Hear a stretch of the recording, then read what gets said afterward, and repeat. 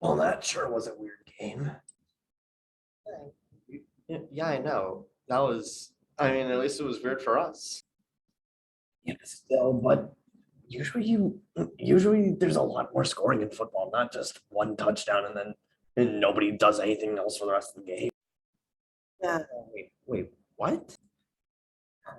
We saw 7-0 in the box score of a freaking football game. That doesn't happen that often. That wasn't football, that was hockey. Wait, that was hockey? That was hockey? And that's apparently what you sound like.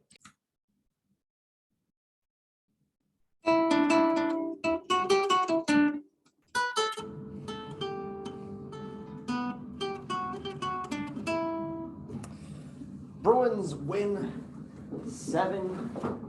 Bruins win by a freaking touchdown against the LA Kings. Welcome back to Into the Den, everybody. I am your host Jay Freeman, and oh man, that was quite a game last night. I mean, first of all, it started at freaking 10:30 over here. So good luck to anybody staying up that night, staying up that late. Freaking, I I ended up staying up the entire time because what is it? The entire weekend, one of my favorite sets of YouTube was the Runaway Guys. They've been doing they did their annual Runaway Guys Coliseum, and I pretty much had that in the background while this game was going on, and it was fun. It was fun. It was fun watching family Jules have to play Mario 64 while everybody else is racing through Banjo Kazooie, and yeah, it was a fun time. Over $375,000 raised for direct relief, and it was just a fantastic. It was just a fun day all around. It was just a fun weekend all around, and especially since the Bruins came out of it with 2 wins. And again, don't look now, but they're now on a 5-game winning streak against some not awful opponents. Like, I mean, the Bruins came into this game with one of the biggest drops with one of the biggest month-long drops in power play efficiency that I've seen them have. Like like they put a thing on the TV saying that like in January the Bruins were 28% on the power play, scoring on 14 out of 50, and in February they dropped to a 15.4% on power play. So that's almost a 50% drop right there. They almost just lost their entire. They almost just lost just half their power play goals. And sure, Marchand was out for 6 games, but still, that's not really good. Especially since the Kings are up. Especially since the Kings came into this game with a 20-game streak of outshooting their opponents, the third longest in NHL history. Well, that ended tonight. Less than 1 minute in. Okay, I have to say this was quite possibly the most complete game of hockey the Bruins have played this entire season. Was it the best? I don't think so. I think there's a difference between most complete and best. Yes. I think that their best hockey was against the Avalanche a few games ago. Well, because it was one of the most complete games, and it was against the one of the biggest pieces of one of the biggest one of the most tough competition in the entire league. This sure the Bruins freaking manhandled this team, and it probably could have gone like 8 or 9-0 even, but but the Kings are sort of meh right now. I don't know. Oh, but 1 minute in, DeBrusque already has a goal. Oh, dude, it's definitely it's absolutely a case of making your own luck, where you just freaking Bill Buckner, Mikey Anderson, and Jonathan Quick just for some reason lets it through. I don't know. Johnny Quick had a bad game today. Hey. So less than 1 minute in, and the Bruins are already up 1-0. And they almost get a second. They almost get a second one, and really quickly, with Charlie Coyle. Well, but it was called back because it turns out that he hit it out of the air, and that's why it went in. And you could actually see him try and hit it with his stick to get it into the net. It's that it would actually count, which clever, but I mean, yeah, I get, yeah, it did clever thing, but it didn't work, unfortunately. This game was very tough. Was a very tough offensive game. And like Anze Kopitar and Philip Deneau are some of Anze Kopitar, Philip Deneau, Victor Robertson, and that's pretty much the Kings' entire offense. But they are very big parts of that offense. And by the way, I have to say this because Philip Deneau is always one of the biggest names brought up when Selke gets it's mentioned. People need to stop saying that, like, hey, people need to stop arguing that Bergeron doesn't.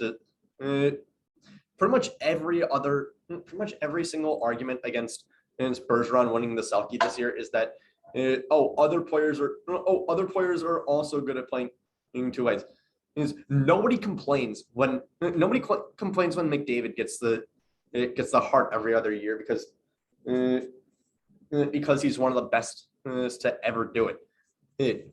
Bergeron, same should be said for Bergeron. Dude is having one of the best two-way seasons in terms of expected goals for and expected goals against and stuff like that. And the dude is having one of the best seasons since 2007 with that stacked line in Detroit with Pavel Datsyuk and I forget who else. I'm sorry. I'm gonna look it up right quick. It was Datsyuk, Zetterberg, and Lindstrom. There we go. Oh, but like, yeah, Bergeron is having one of the best two-way seasons for a forward since then, and that line in Detroit was quite possibly one of the most destructive we've seen in recent NHL history. I'd even wager to say it's the best line that we've seen and it's top 5 we've seen in since the turn of a millennium. Sorry. But DeBrusque ends up getting a second goal with by pressuring Doughty and forcing a turnover by Mikey Anderson. Dude just pretty much confiscated Mikey Anderson's jock all game. It was fantastic. And Quick again, and just lets a point-blank shot trickle through. I don't know what's going on with Jonathan Quick. There was like a good stretch a month and a half ago where he was like dark horse for top 5 best goalies in the league, and now he's just not. He's just been bad. And Jack Edwards ended up making a joke about how DeBrusque's stock is rising like cryptocurrency, and proceeds to just constantly joke about how bad the name of crypto.com center is. which to be honest, I agree. Not just because I hate cryptocurrency and I think that it's nothing more than an elaborate money laundering scheme and a that does nothing but destroy the environment. But also just Staples Center was a lot better. It was just a lot better. And Edwards also said that like DeBrusque's value is now a player, a prospect, and a first. Which no, no, it's that to someone who can't. It's a player, a prospect, and a first to someone who doesn't know the difference. Who doesn't know the difference. And anyone can see that DeBrusque's performance is greatly amplified as soon as he got put with two of the best players the Bruins have had in decades. It's like if DeBrusque stays on that third line, and he's just stuck. Look, it's. Do I love the rebound that DeBrusque is having with a freaking hat trick tonight? The first of his entire career. But no, this just isn't. It isn't sustainable. I could see a good player. I could see a good prospect. I could also see a first. I can't see any combination of the three, and I can't see any combination of the three before being given for Jake DeBrusque. Not in this current, not right now. But anyway, in the second, Pasta, less than 5 seconds into a power play, Pasta goes like 20 feet back from his normal spot. You know the spot, the freaking face-off dot on the left side of the ice. It goes like 20 feet back from that and just snipes one right through. And then Jack Edwards can't even make a joke about how late the night games are now. Before Taylor Hall gets a brilliant forecheck. When's the last time you've seen the Bruins forecheck that great? And he just puts it right between Jonathan Quick's legs, and that is the dinger for Quick. He gets taken out for Cal Peterson. And it was. I also missed one where I also missed a thing where what is it? Tomas Nosek was driving the net and he put it as they and to put it as they said in Major League, just a bit outside. Holla ended up getting it on the front late in the night. Off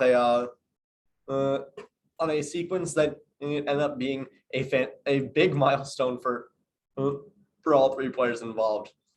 Holla ended up getting his 100th career goal. Charlie Coyle ended up getting his 200th career assist, and Craig Smith ended up getting his 200th career assist. To which you take a knife and you cut it into thirds and you give everybody a piece. Yes. That's the only way you divide up that puck, and then you make it 101 for Holla, taking where they take advantage of the line and change, and Drew Doughty ends up stopping a pass to Holla between from Hall, but he also ends up just redirecting it right back onto Hall, to Taylor Hall's stick, and then he's able to just pass it right to Holla, and there we go. All in all, very complete game. I don't know if it's their best hockey. I don't know if it's their absolute best hockey, but it's things are definitely looking up. I think I was a little bit pessimistic a few games ago, but I don't think. I mean, I still don't think that that this insane work is sustainable long term. But it's definitely. But I also have a feeling that it's definitely better than what I said. So I think that is it for tonight's episode. Thank you all so much for watching. Quick like if you like, subscribe if you really like. Down below is still the GoFundMe for Jake Tebow's recovery. And tell your friends that doing charity work is fun, especially when said charity work involves playing video games for 15 hours a day.